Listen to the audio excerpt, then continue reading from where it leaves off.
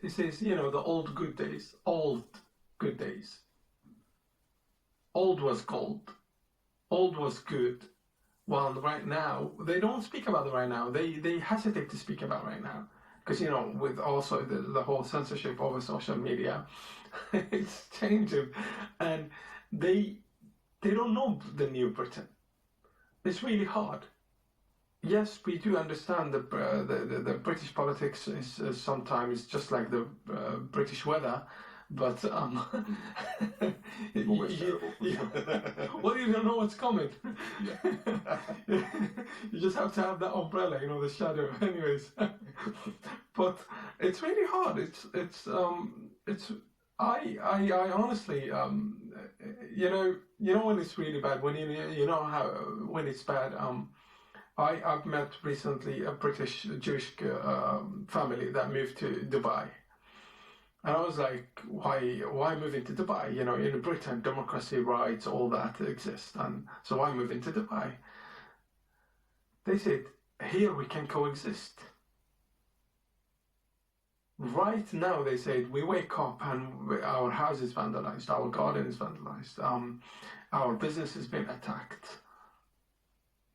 And they cannot show their kippah, they cannot show... You cannot put a kippah right now and go in the various areas here in Britain. There's certain areas, and again, I don't want this program to go through all censorship, but there are certain areas, literally, a person cannot wear their kippah or their traditional Orthodox Jew identity and show it. Yeah, I mean, well, they can do that in the souk, in a bazaar, in anywhere, in a mall, in Dubai, in Abu Dhabi, in Fujairah, in Sharjah, everywhere in the UAE, they can show that. The Jewish community there is thriving and is growing and is creating all those businesses that they have, while in Britain they're running away and they're hiding. That's tells you, where are you? How do you deal with anti-Semitism? Why has Britain reached to a point where it's dealing with anti-Semitism as an opinion? While in the UAE, we deal with anti-Semitism as a crime. Anti-Semitism is a crime, it's not an opinion. And that line has been crossed in Britain. And when you allow that line to be crossed, the next is a terrorist attack that you should be expecting knocking on your door. When it comes to the history of theirs, we can go on. We need more than one podcast about it. Yeah. But Cengiz explained it very, very well. And when it came to the Muslim Brotherhood, how if you become a Muslim or a member of the Muslim Brotherhood, you're more likely to be radicalized. And if you're radicalized, you're more likely to commit a terrorist attack. In their history, they have done so.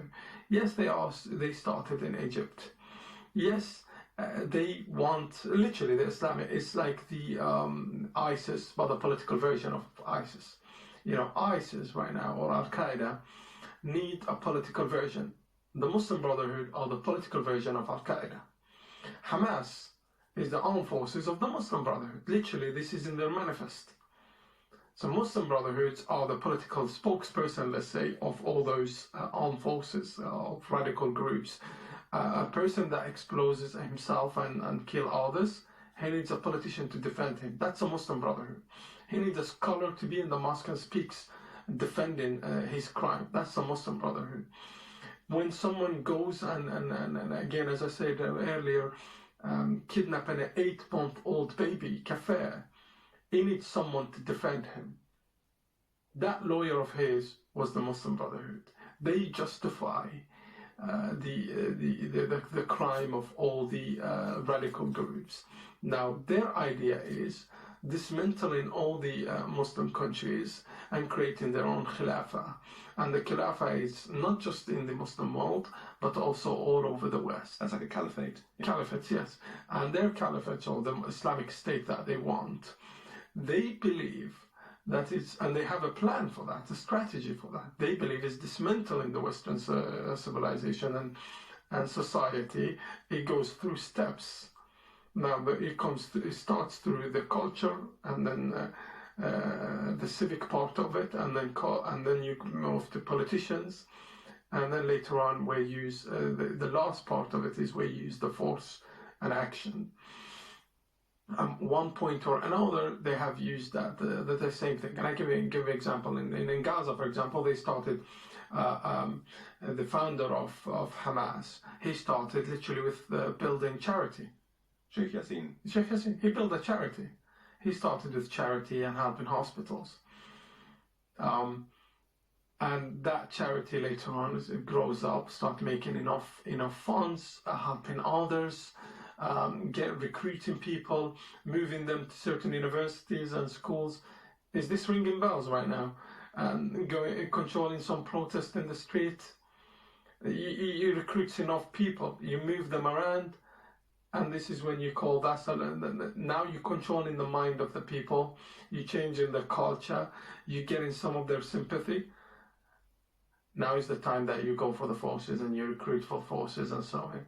But you don't do it at the early stage. You build, you say and you shout from now, from the river to the sea, until it paints the picture in the mind of his or hers that this is the right thing to say and do.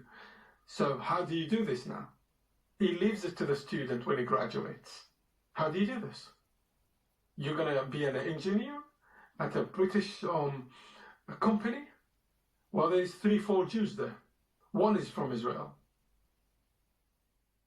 Make sure he doesn't go to Israel next time. How is he going to do that? I leave this to your imagination. Yes, it is that dangerous. And yes, it is the way I'm saying how naive you think the idea is. Well, guess what? It's more naive to not think of the actions that you are allowing right now, or the atmosphere that you're creating for them. You created this atmosphere. The moment right now where you have a sort of no Muslim zones right now, non-Muslim zones in some part of Britain, where literally you will hardly find one person from a different religion or from a different background. This is the time that you should start questioning. It's like, what's happening next? What's going to happen next? What's going to happen next is what you witness right now. Millionaires are leaving Britain. And British people from various backgrounds are leaving Britain. Why? Or leaving various countries. Why? Because it's no longer safe. This used to be heaven. I used to come here to holiday. Right now I cannot. I'm sorry.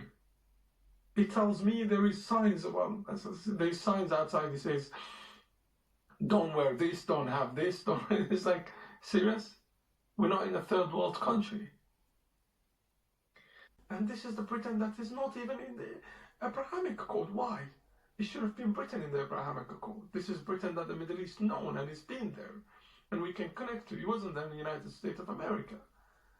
And why hasn't Britain been involved? Not in the peace, not in the protection of its own interest.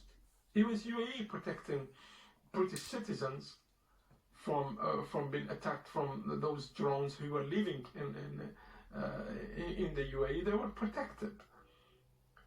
While Starmer's government at that point, and I'm sorry to say that, he was sending them an airplane to come up with, but they had to fill a form that he was asking them how much you get for taxation.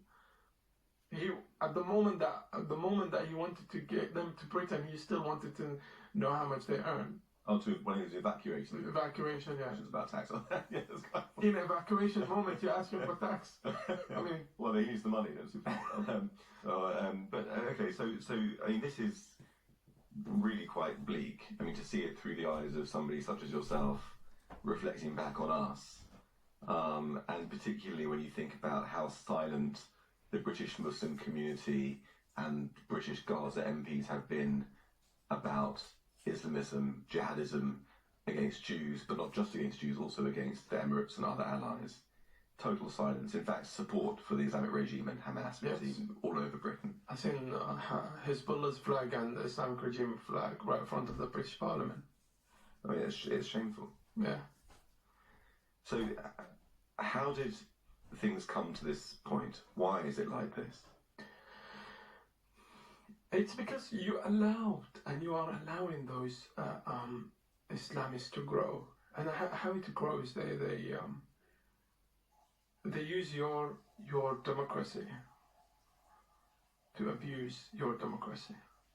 And the way they do that is they use your democracy, freedom of rights, to censor your right. The moment right now I'm speaking on this podcast, you would be attacked, and so would I. They try to make it expensive to criticize them or to expose them. So they will bring lawyers. They will make so many cases against every term and terminology that I use in this podcast or you use.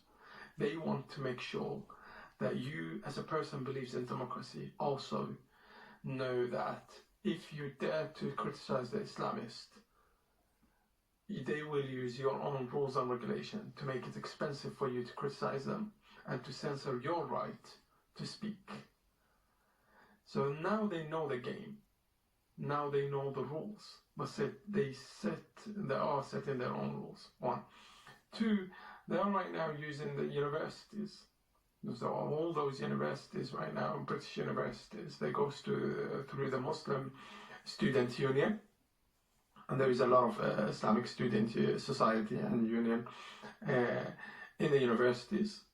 They create their own institute, and then they try to separate the Muslim student from the rest of the other student, making their own communities, their own contact, and then they feed them with their own propaganda. This is where the Muslim Brotherhood leaders, some of them are banned in the Middle East, and even their books, their books is literally asking for jihadism, but it's been spread in British universities and mosques. And they start lecturing people about, for example, they justifying the 7th of October, the reaction to the 7th of October, and then you see a student that came to university to study ends up a student that wants to blow himself, or at least hate another citizen who's a Jew or a Christian, because right now they even see the Christians as alliances, as friends of the Jewish people, or anyone who thinks of peace and prosperity. If you see, they do not call for peace. They call for war and killing of others, or genocide of others, from the river to the sea, says it all. But that's aside. So they use the universities. They use the schools, the Saturday school. In Saturday school, children go to those Saturday schools. They've been taught about jihad. Like a madrasa? Madrasa, yes. It's called madrasa, or the Saturday school, because they use the weekend to get into the student, or what they have the after-school ones, which starts about 5 p.m. upwards. Those 2 hours that we think is just a weekend, or just 2 hours, it radicalized people, and they radicalized people. In fact, go on and check about those who did the 2005 bombing. They attend those madrasas, and they have attended those, and some of them, they were part of the Islamic Society, and those who in universities, and those who joined the ISIS.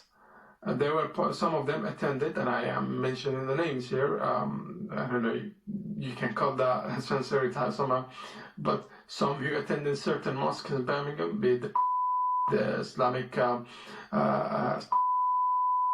other mosques in Sheffield and in Manchester, and they later on joined ISIS.